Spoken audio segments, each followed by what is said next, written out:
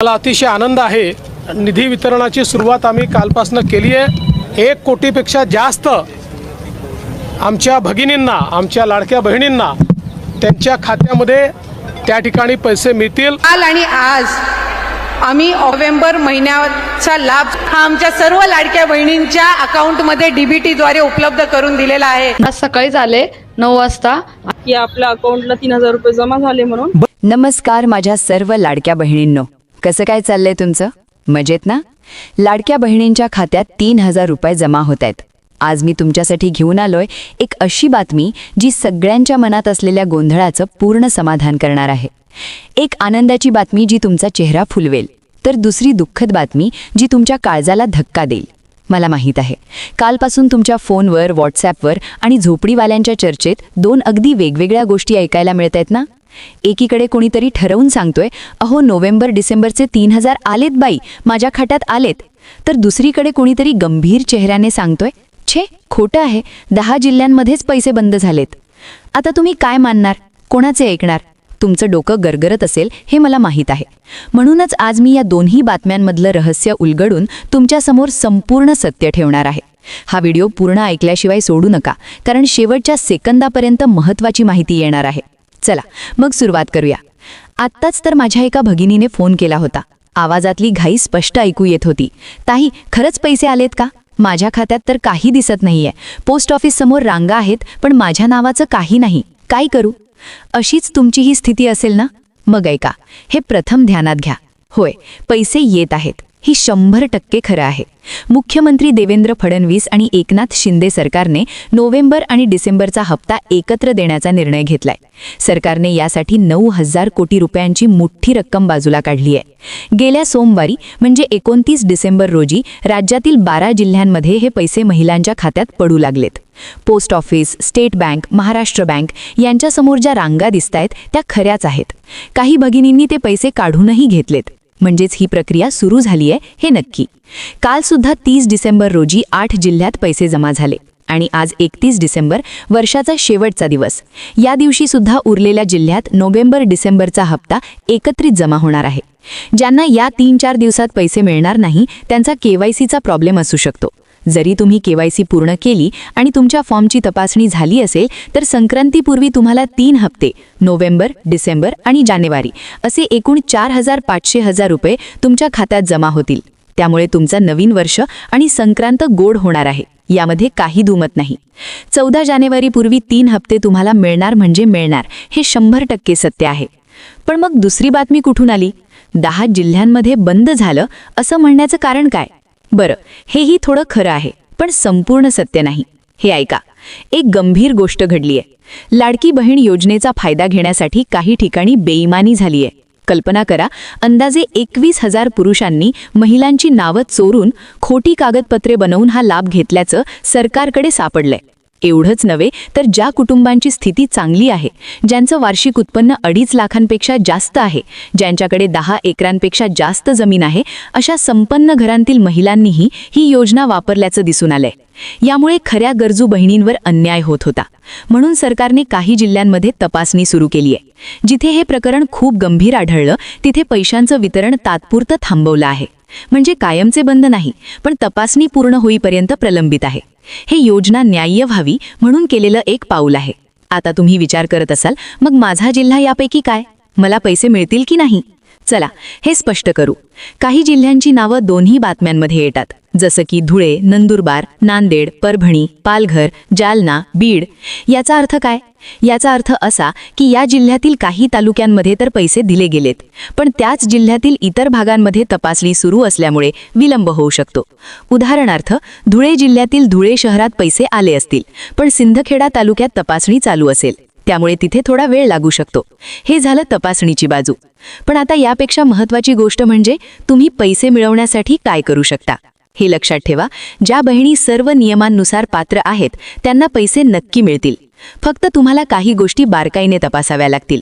पहिली आणि सर्वात महत्त्वाची गोष्ट, तुमचा आधार कार्ड आणि बँक खातं योग्य रीतीने जोडलं आहे ना? फक्त नाव जुळतंय म्हणून ठीक नाही. आधारावरचं नाव, वडिलांचं नाव, जन्मतारीख, पत्ता हे सगळं बँक माहितीशी एकदमच जुळलं पाहिजे. नाहीतर पैसे तुमच्या खात्यात येण्याऐवजी परत जाऊ शकतात. आजच तुमच्या जवळच्या कॉमन सर्व्हिस सेंटरमध्ये जाऊन हे तपासून घ्या. हे तुमच्या पैशाचा मुख्य रस्ता आहे. दुसरं मोठं कारण, उत्पन्न आणि जमीन. ही योजना खरोखरच गरजूंसाठी आहे. जर तुमच्या घरातील एकूण वार्षिक उत्पन्न 2.5 लाखांपेक्षा जास्त असेल किंवा कुटुंबाकडे 10 एकरांपेक्षा जास्त जमीन असेल, मग ती वडिलांच्या नावाची असो, नवऱ्याच्या नावाची असो, तर तुम्ही अपात्र ठरू शकता. सरकारने हा नियम अगदी कडक केलाय. जुन्या तपासणीत अशी नावं सापडली तर त्यांना पैसे दिले जाणार नाहीत. तिसरी गोष्ट, खरा रहिवाशी दाखला. काही बहिणी अंगणवाडी ताईंच्या भीतीने किंवा इतर कारणास्तव वेगळा पत्ता देतात. पण जर हे लक्षात आलं तर भविष्यातला सगळा लाभ बंद होऊ शकतो. तुम्ही जिथे राहता तोच पत्ता सर्व ठिकाणी द्या. प्रामाणिक राहा. चौथी गोष्ट, KYC. ज्यांनी अजून KYC केलेली नाही त्या बहिणींनो, हे आवश्यक आहे.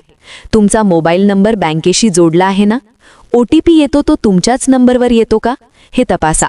KYC न केल्यास जानेवारी 2026 पासून तुमचा लाभ थांबू शकतो.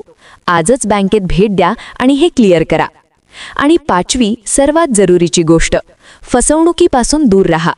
कुणीही तुम्हाला सांगेल, मला तुमचे कागद द्या, मी तुमचे पैसे काढून देईन, असं ऐकू नका. कुणीही सांगेल, पैसे आणायचे असतील तर अमुक एक रक्कम आधी द्या, असं मानू नका. हे सगळे फसवे आहेत. पैसे फक्त तुमच्या खात्यात येतील. कोणीतरी पुरुषांनी महिलांची नावं वापरून लाभ घेण्याचा प्रयत्न केला तर त्याची काळजी सरकार करेल. तुम्ही फक्त तुमच्या पात्रतेबद्दल खात्री करा. तर आता परिस्थिती कळली ना? जर तुम्ही वरील सर्व नियम पाळत असाल तर घाबरू नका. तुमचे पैसे येणार आहेत. जर तुमचा जिल्हा तपासणीच्या यादीत असेल, जसे की अकोला, वाशिम, छत्रपती संभाजीनगर अशी नावं आलीत, तर तुम्हाला थोडा जास्त वेळ लागू शकतो. या काळात तुमची सर्व कागदपत्रे ऑर्डरमध्ये ठेवा. तुमच्या गावच्या ग्रामसेविका, अंगणवाडी ताई किंवा तालुका कार्यालयात जाऊन विचारा. त्यांच्याकडे अद्ययावत माहिती असेल. एक आवाहन करतो सर्व भगिनींना, ही योजना तुमच्यासाठीच आहे. जेव्हा तुम्ही हे पैसे मिळवाल तेव्हा ते तुमच्या आणि तुमच्या कुटुंबाच्या विकासासाठी वापरा. लहान सहान व्यवसायासाठी, मुलांच्या शिक्षणासाठी, आरोग्यासाठी हे पैसे उपयोगी पडतील. पण यामागचा मूळ हेतू तुमचं आर्थिक सबलीकरण करणे हाच आहे. त्यासाठी सरकार प्रयत्नशील आहे. पण काही लोकांनी तो विश्वास खंडित केला. म्हणून ही तपासणी आवश्यक झाली. आपण 16 जिल्ह्यांमध्ये आज बुधवार 31 डिसेंबर रोजी कोणाकोणाला पैशांचं वितरण होणार आहे हे झटपट पद्धतीने आपण 2 मिनिटांच्या आतमध्ये समजून घेऊया. या 16 जिल्ह्यांमध्ये तुमचा जिल्हा आहे का? सर्वांनी आता 2 मिनिटे कान देऊन ऐकायचं आहे. आता बघा लाडक्या बहिणींनो, या ठिकाणी पहिला जिल्हा सरकारच्या माध्यमातून या ठिकाणी सुचवण्यात आलेला आहे. ज्या जिल्ह्यामध्ये लाडक्या बहिणी खूप वाट बघत होत्या, तर तो जिल्हा म्हणजे छत्रपती संभाजीनगर, जालना, नांदेड, बीड, धाराशिव, परभणी, लातूर, हिंगोली, अमरावती, वाशिम, अकोला, बुलढाणा, यवतमाळ, वर्धा. आता हे जे जिल्हे आहेत, तर या जिल्ह्यांमध्ये पैशांचे वितरण आज या ठिकाणी केलं जाणार आहे का?